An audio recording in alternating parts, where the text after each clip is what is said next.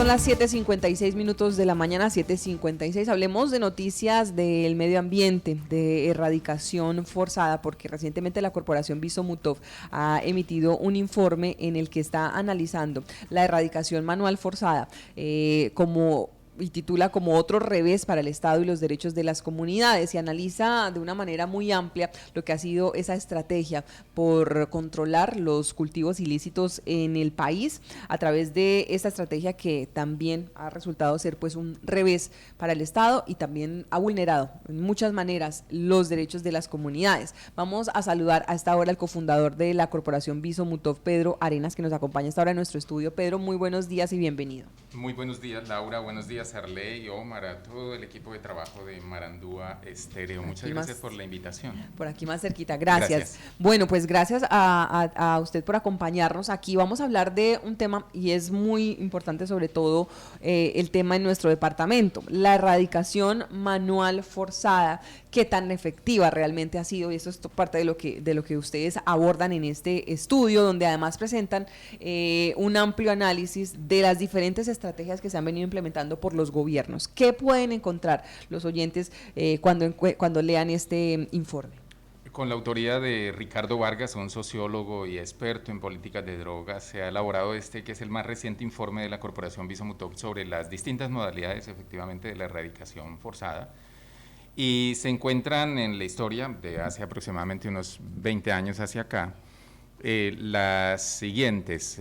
Primero, se adelantaron estas operaciones con personal de la Policía Nacional, en exclusiva de la Dirección de Antinarcóticos, pero posteriormente se dio vida a la contratación de civiles erradicadores, que, como muestra el informe, tuvieron muchos accidentes por minas antipersonales, lamentablemente, por ejemplo, en una zona cercana al Guaviare como la del Parque de la Macarena y sus zonas de amortiguamiento. Sí.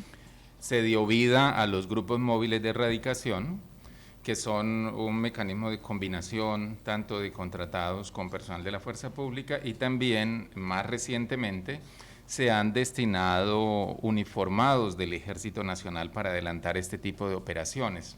La erradicación forzada terrestre crece cuando en medio del Plan Colombia, congresistas de los Estados Unidos imponen una serie de condiciones para su ayuda económica al país.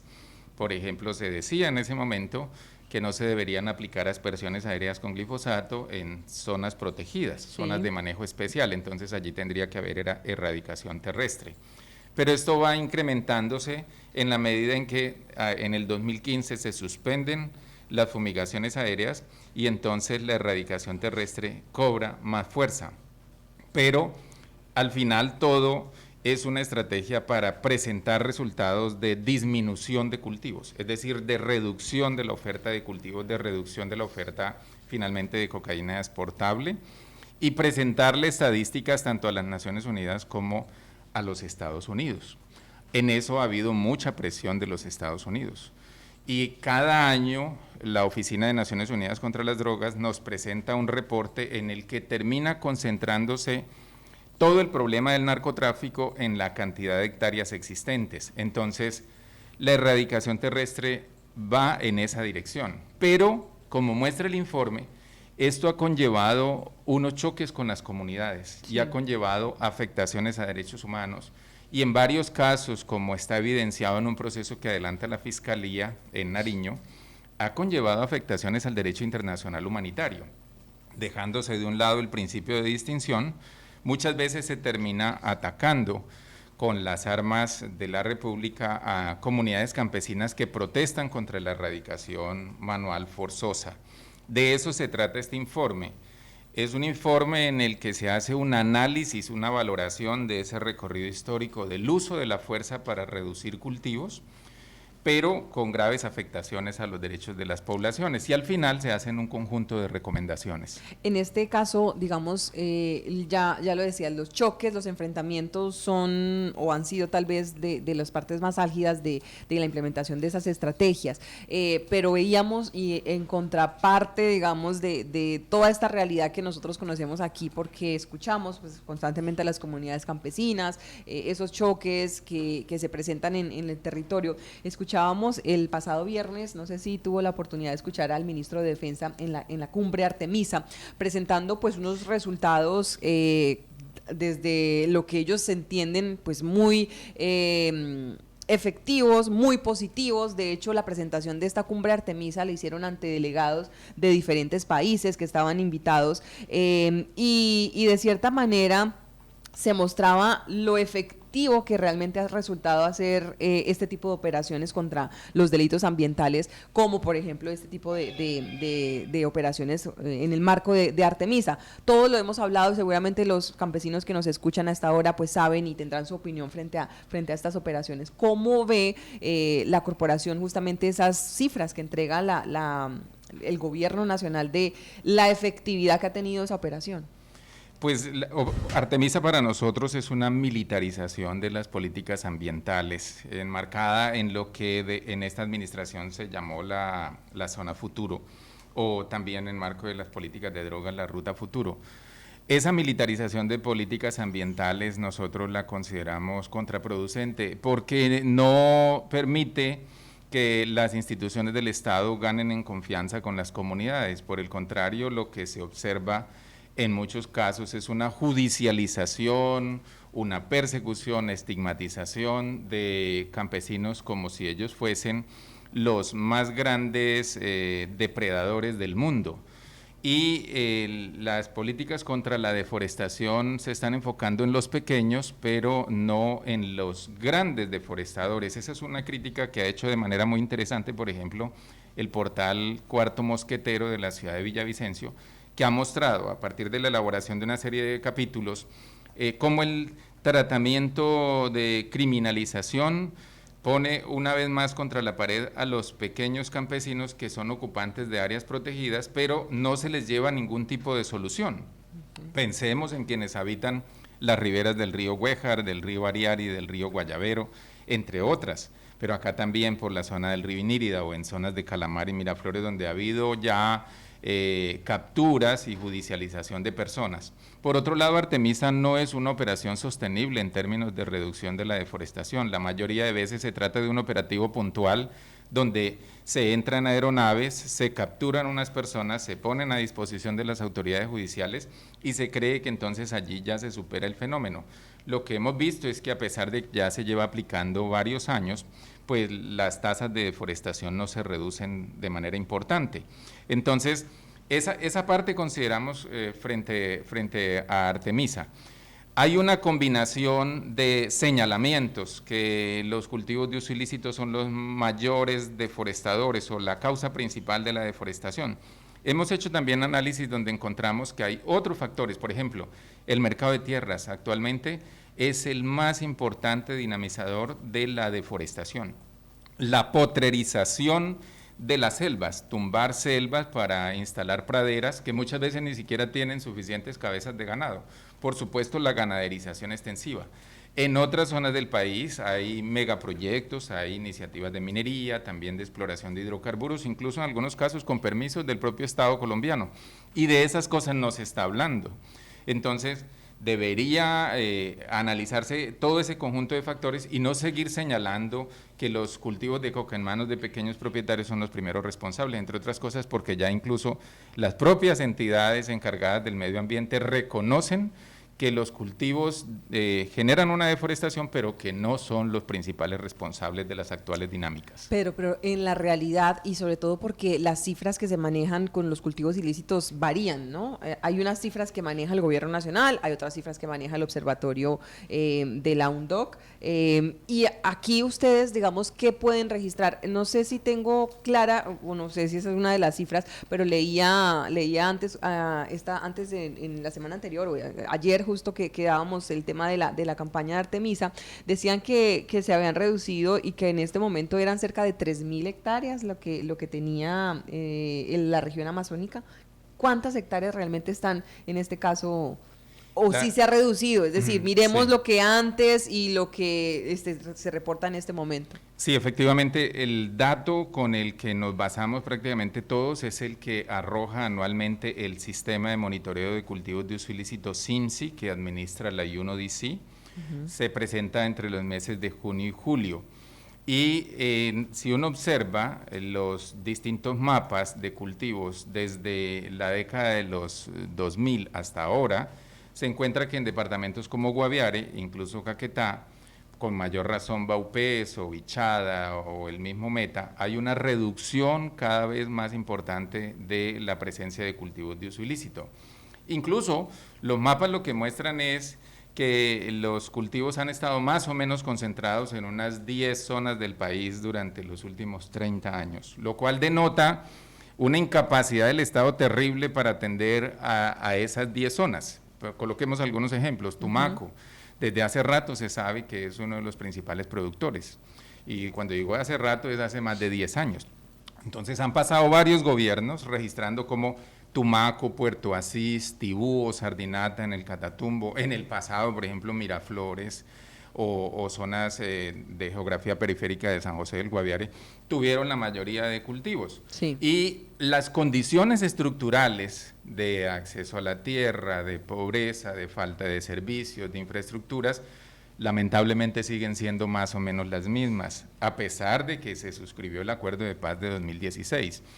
En muchos casos, cuando en el informe planteamos que las comunidades se oponen a la erradicación terrestre, pues lo primero que esgrimen es, miren, hay un acuerdo de paz, ahí se contemplaron unas ofertas de programas de sustitución, inclúyanos en ese programa, lo dicen quienes no están incluidos. Otros dicen, nosotros ya firmamos unos pactos colectivos, pero no nos han cumplido, ¿por qué nos vienen ahora a erradicar de manera violenta? Entonces, todo eso se junta, ¿no? Porque sí ha habido un atraso en el cumplimiento y la entrega de los recursos para proyectos productivos de las casi 100.000 familias que suscribieron acuerdos de sustitución en todo Colombia. Y según la Oficina de Consolidación de la Presidencia de la República, se quedaron aún por fuera otras 180.000 familias más que debieran haber entrado al PENIS. Entonces todo eso se junta cuando las comunidades deciden oponerse con sus cuerpos a las operaciones de erradicación terrestre y lamentablemente se genera un choque allí con las autoridades, lo cual no es para nada saludable para la institucionalidad y para la democracia. Pedro, el panorama cuanto a los cultivos ilícitos en departamentos como el Guaviare ha disminuido. Lo digo porque ha cambiado como el tema, el lenguaje en el que se está hablando con respecto a Guaviare, con respecto a Chiribiquete, de que se habla que los motores de la deforestación, ganadería esencialmente, ganadería, y ya como en un segundo plano cultivos ilícitos. Sí, es porque en efecto viene una disminución, e incluso si uno se fija en los mapas de los últimos 5 años, uno pudiera casi que establecer hacia qué zonas del Guaviare están los cultivos de uso ilícito. ¿Pero se debe a esa estrategia que estábamos hablando de manual, de erradicación manual o...? Se debe a todo un poco. Por ejemplo, dentro de la llamada zona de reserva campesina o área sustraída en Guaviare, no se puede negar que ha habido un poco más de presencia de la institucionalidad en la última década. El Acuerdo de Paz de 2016 facilitó que muchas instituciones entraran a trabajar en ese cono geográfico que fue sustraído hace unos 20 años. Y ahí también están las alcaldías, las gobernaciones, hay un poco más de infraestructura carreteable, entre muchos otros factores. También ha habido muchos programas que han orientado una recomposición de la economía productiva en esas zonas, cambiándose a qué fundamentalmente, a ganadería, pero hay otras actividades productivas que son lícitas. Entonces los cultivos de uso ilícito han estado corriéndose. No solo pasa ese fenómeno en el Guaviare, sino en otras zonas del país. ¿Hacia dónde se ha corrido? Omar, se ha corrido, por ejemplo, a zonas como el Resguardo Nucac, a zonas como la Reserva Nacional Natural Nucac, en la margen derecha del río Inírida, a zonas muy distantes del casco urbano de Miraflores, a zonas distantes de San José, me refiero Río Guaviare abajo, son unas zonas específicas que el mapa del sistema de monitoreo satelital los muestra claramente. Pero allí, en esas zonas, existen unas contradicciones importantes, unas veces con la ley, por ejemplo, con las normas para áreas protegidas. ¿Qué hacer en parques? ¿Qué hacer con resguardos? Ese problema que tiene Guaviare del traslape de figuras jurídicas, que muchas veces ha conllevado casi que parálisis en cosas como los programas de titulación de tierras, en algún momento por órdenes de autoridades como la Procuraduría o jueces de tierras, entre otros. Pero sí, cuando se habla de motores de deforestación actualmente, los más importantes son el mercado de tierras, los fenómenos de acaparamiento que han sido muy bien documentados, entre otras por Juan David Laverde o por Rutas del Conflicto, por La Silla Vacía, por Verdad Abierta, que dan cuenta ya con estadísticas de cómo avanza ese fenómeno del mercado de tierras acá y cómo la potrerización y ganaderización es la que más se ha extendido y los cultivos de uso ilícito están, pero no son la economía más importante actualmente. ¿Qué tan relacionados está la presencia de esos cultivos ilícitos, Pedro, con los grupos armados ilegales que continúan, digamos, delinquiendo? Hablaba de 10 sectores en el país donde todavía persisten esos cultivos ilícitos. Antes se tenía, digamos, esa percepción de que hacía presencia justamente esos grupos armados. ¿Qué tanto siguen ligados a ese negocio? La economía de las drogas en general, no solamente la de los cultivos, sino buena parte de la cadena, desde hace ya varios años ha sido incorporada como una de las fuentes de financiación de la guerra interna, como parte de las economías del conflicto, y se la disputan obviamente todos los actores armados ilegales. Esto es una realidad. Lamentablemente, como se generan tan altas rentas debido a su ilicitud, pues también con esos recursos se corrompen autoridades, porque si no, ¿cómo saldrían tantos despachos desde Colombia para otros países? Y además, ¿cómo atravesarían distintas naciones, superando aduanas, controles de frontera, etcétera? El caso más importante es el de los propios Estados Unidos. Voy a citar un ejemplo. Mientras que Colombia incauta en el año 2017 cerca de 400 toneladas, en los Estados Unidos estaban incautando apenas 40, es el 10% del esfuerzo que hicieron las autoridades colombianas. Pero este es un fenómeno que sucede a nivel mundial. Claro. Entonces, si bien forma parte tristemente de esa conflictividad interna, se debe en buena medida al hecho de que es una economía global, es una economía que tiene alta demanda y con unos altísimos precios. Recordemos un diferencial de precios aquí en esta mañana, mientras en una zona del Guaviare más o menos bien pago, un kilogramo de pasta base puede costar 3 millones de pesos, ha llegado a subir a 3.400 en los últimos años. En Nueva Zelanda se paga por ese mismo kilogramo el equivalente a unos 230 millones de pesos. Entonces, es un diferencial de precios muy alto. Miren ustedes que la mayor parte de esos recursos no llegan al campesino productor, sino que se quedan en toda la intermediación de esa cadena, que funciona como una cadena productiva igual a cualquier otra, sí, igual a la cadena del café o igual a la cadena productiva de las papas, pero está en la ilicitud, está en la ilicitud. Por eso algunos plantean que lo mejor sería avanzar por la discusión de la regulación del mercado para que el Estado tomara el control de buena parte de esos ingresos, claro, por la vía de impuestos y quizá por la vía de autorizaciones o licencias para evitar que los cultivos tengan que instalarse en zonas apartadas del país. ¿Qué concluyen ustedes en este análisis y en este informe, Pedro? ¿Cuál sería la mejor manera entonces de luchar contra esos cultivos ilícitos que siguen siendo, pues, digamos, un dolor de cabeza para los gobiernos, en este caso para Colombia? Bueno, las conclusiones más importantes están asociadas, en primer lugar, a la necesidad de priorizar los derechos humanos. Las Naciones Unidas adoptaron unos principios rectores del desarrollo alternativo y también hay unos principios guía en materia de derechos humanos y políticas de drogas. Lo que quisiéramos es ver que el siguiente gobierno pone estas dos herramientas adelante en una nueva política.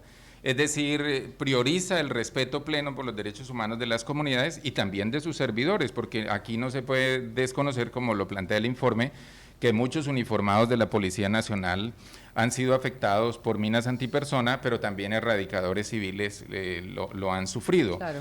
Entonces, es los derechos humanos de sus propios servidores, pero obviamente de las comunidades en primera instancia. El Estado colombiano tiene una deuda histórica con el campesinado. Y esa deuda histórica parte del reconocimiento de la Declaración Internacional de Derechos del Campesinado y de las personas que habitan las zonas rurales. Igualmente, tiene que hacerse una política progresiva o gradual, como la han recomendado las comunidades campesinas.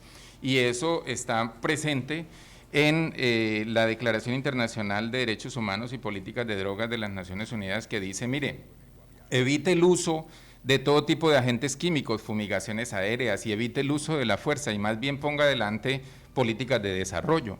Bríndele acceso a la tierra a las comunidades. Ya el Consorcio Internacional de Políticas de Drogas elaboró un índice mundial de políticas de drogas y derechos de las personas, y lamentablemente Colombia se raja en todas esas evaluaciones. Entonces un nuevo gobierno debería priorizar esas herramientas, debería considerar a los usuarios de drogas como, en el caso de los usuarios problemáticos, pacientes del sistema de salud pública, y debería considerar los derechos de quienes, como dijo la sentencia famosa de Carlos Gaviria de 1994, en el marco del libre desarrollo de su personalidad, deciden hacer uso de drogas. Por supuesto que al Estado le cabe una responsabilidad en materia de prevención, de educación, de brindarle información adecuada, especialmente a adolescentes y jóvenes en contextos y entornos educativos o en todos los contextos donde se pueden presentar consumos o abusos. Pero lo primero es dejar de usar la fuerza que termina en uso de la violencia contra las poblaciones. Hablaba uno de los candidatos que queda para esta segunda vuelta presidencial, y sin politizar el tema, pero fue muy polémico la propuesta de entregar dosis gratis a los drogadictos para combatir justamente el narcotráfico. Decía que si se le entregaba, digamos, en ese gobierno la dosis gratis a cualquier tipo de droga de las que consumiera, pues estaría obviamente evitando. Siempre se ha hablado de esa legalización desde una u otra de otro sector. ¿Es eso viable tal vez? Tenemos unas limitaciones por las convenciones internacionales de drogas del año 61, la del 71 y la del 88, que el Estado vaya a entregarle sustancias a personas que lo consumen de manera consuetudinaria, pues puede implicarle incluso unas sanciones al Estado. Para eso el Estado colombiano tendría que retirarse, si quiere, de la convención y volver a solicitar su ingreso posteriormente haciendo unas reservas, como le ocurrió a Bolivia, cuando Bolivia denunció a nivel internacional que cómo era posible que en las convenciones de drogas se prohibiera el masticado de la hoja de coca, porque se prohibía. Los pueblos indígenas y pueblos originarios de Bolivia lo hacen todos los días. Entonces le tocó al Estado boliviano retirarse, denunciar esa partecita y volver a pedir su ingreso. Ahora Bolivia es parte de las convenciones nuevamente, pero ya hace que se respete la costumbre del consumo. Ahora bien, hay ciudades en el mundo donde a personas que tienen consumos problemáticos, el sistema de salud le brinda la sustancia a esas personas. Sí. Piensen un caso que pude ver, el de Ámsterdam, donde lo que hace la ciudad es evitar que esas personas estén en la calle y por la necesidad de tener dinero para comprar la sustancia pueden terminar afectando al resto de la comunidad, por ejemplo, mediante robos o agresiones. Entonces la ciudad prefiere que esas personas vayan a un centro de consumo supervisado y allí les entrega la sustancia. En el caso en Canadá también lo hacen. En Ottawa, Ontario. Se hace en varias ciudades de Canadá, en efecto. Y también en algunos momentos se ha planteado en otras ciudades, la República Checa, también está sucediendo en varias ciudades de Portugal. Lo que se busca allí es reducir riesgos y reducir daños. Un riesgo mayor para el conjunto de la población, pensemos en un barrio, son robos, atracos a mano armada o, por qué no, agresiones que terminan con la pérdida de vidas. Entonces la ciudad prefiere que eso no suceda y los convida. Hay un registro y hay una supervisión médica para quienes tienen un consumo problemático. Pero en la mayoría de casos los consumos no son problemáticos. En Colombia cerca del 15% del total de personas que consumen sustancias ilícitas tienen ese consumo problemático. Y hay unas iniciativas que se han querido poner en marcha. Por ejemplo, en Bogotá, en el distrito, se tuvo en algún momento, por allá hacia el 2012, 2013, los centros de atención médica y de atención a drogodependientes, los CAMAT, que le brindaron atención especialmente a la población indigente. ¿Eso no fue en la alcaldía de...? Fue en la alcaldía de Gustavo Petro. Sí, y la Procuraduría en aquel entonces se opuso, porque decía que cómo así que con dineros de la ciudad se le iba a entregar sustancias a estas personas. De lo que se trataba era de una política de dignificación del habitante de calle, y se trataba de reducir riesgos. Exacto, y reducir daños. Eran unas zonas muy peligrosas.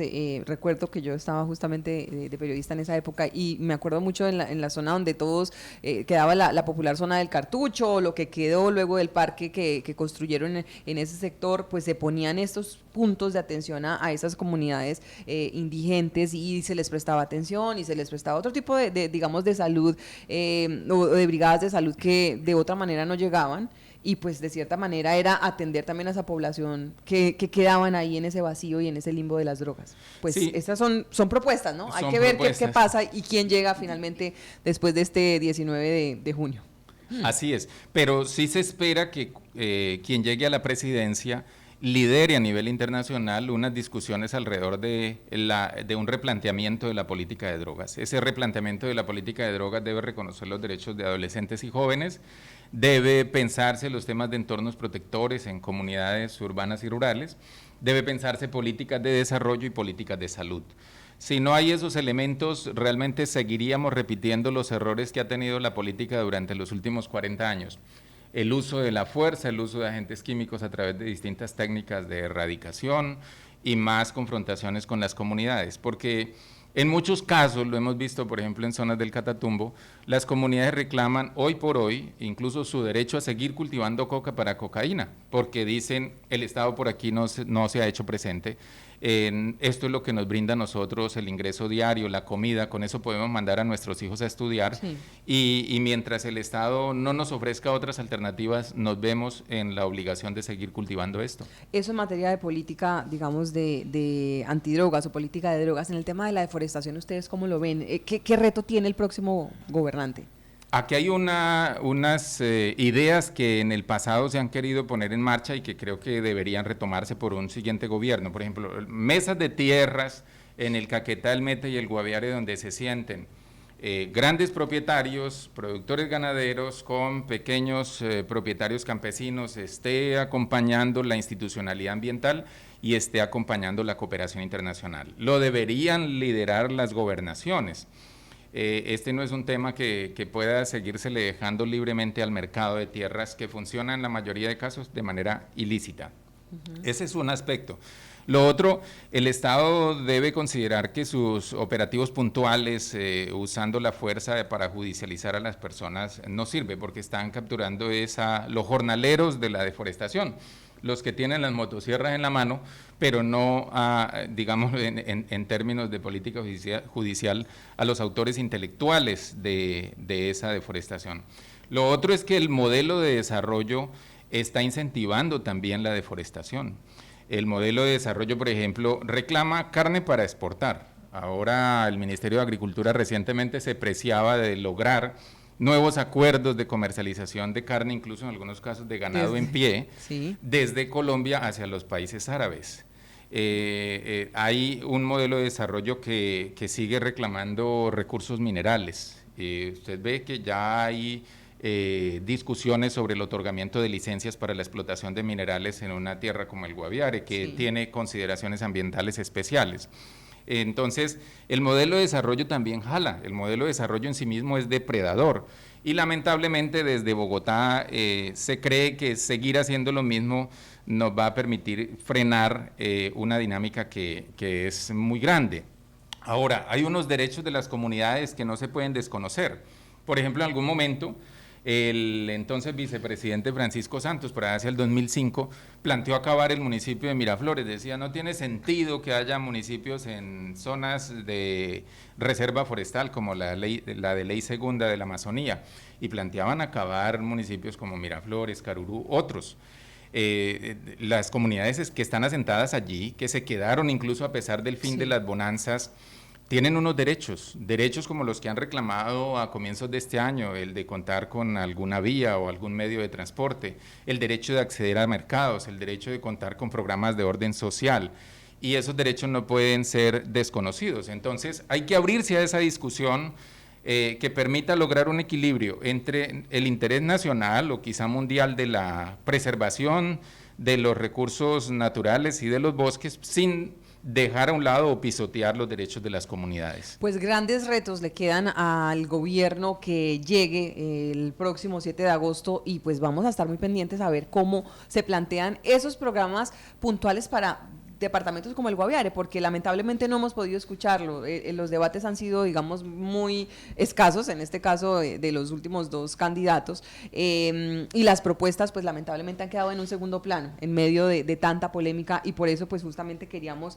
hablar de los retos que quedaban justamente para ese próximo candidato. Hay que votar bien, y esa es justamente la invitación que le hacíamos a nuestros oyentes y a nuestros guaviarenses. Pues Pedro, qué interesante este informe. Ustedes, los oyentes, ¿dónde la pueden encontrar para que de pronto los interesados puedan acceder a esta información tan completa que ustedes presentan en este informe de erradicación manual forzosa?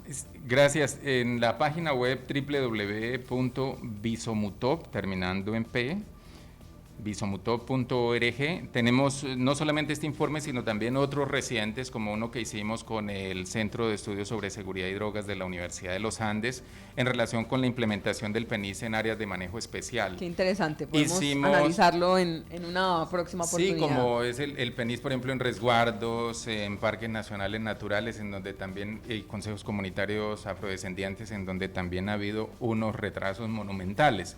Y tenemos un artículo muy interesante sobre el PDED, otro sobre esa dinámica que combina tierra, coca, carne, que se convierte en una especie de cóctel que empuja estas dinámicas de la deforestación. Todas están ahí, es una información que circula libremente. También estamos permanentemente contribuyendo con otras entidades y organizaciones a nivel internacional, todas de la sociedad civil, porque no trabajamos para el Estado colombiano, y llevamos estas discusiones ante Naciones Unidas, tanto en Viena como en Nueva York, y también ante la Oficina de Derechos Humanos de las Naciones Unidas en Ginebra. Permanentemente estamos haciendo contribuciones para que ojalá cada día más se vean reflejados los intereses, los propósitos, las apuestas de las comunidades campesinas, indígenas y afrodescendientes en los informes que ellos elaboran a nivel internacional sobre Colombia. Muy bien, pues es Visomutop con V, Visomutop, termina en p.org, la página donde usted puede pues consultar toda esa información que nos estaba comentando Pedro. Pues gracias, Pedro, por esta información muy valiosa, sobre todo de cara y teniendo en cuenta el contexto en el que estamos, no solo en el Guaviare, sino en Colombia. Muchísimas gracias, Laura, a usted y a Marandúa Estéreo por la invitación, y un saludo muy especial a toda la audiencia que le sigue hasta ahora. Gracias, son las 8:28.